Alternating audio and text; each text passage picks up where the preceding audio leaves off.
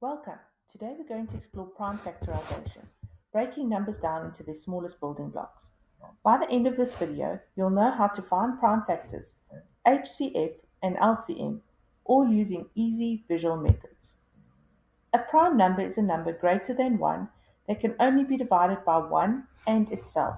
Examples are 2, 3, 5, 7, 11.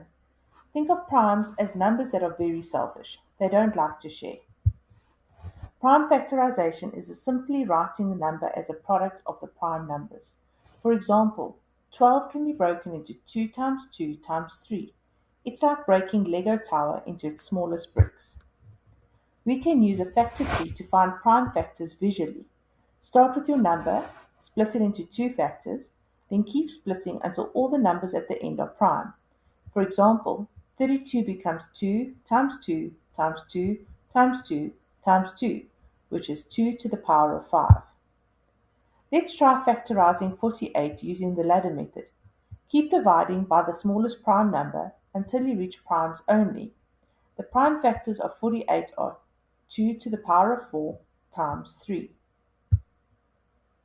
HCF, or highest common factor, is the largest number that divides numbers exactly. Look for a prime factors common to all numbers and pick the smallest powers. For 32, 48, and 56, the common prime number is the smallest power of 3, which means the highest common factor equals 8, or 2 to the power of 3. LCM, or lowest common multiple, is the smallest number divisible by all the numbers. Take all the primes that appear and use the highest power of each. Multiply them together and you get the LCM equal to 672.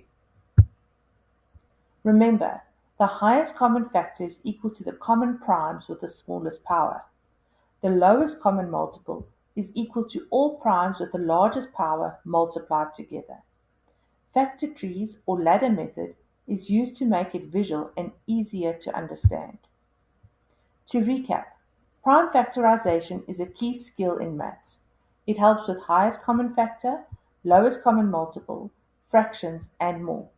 Keep practicing and try drawing factor trees. It makes everything visual and easy to understand.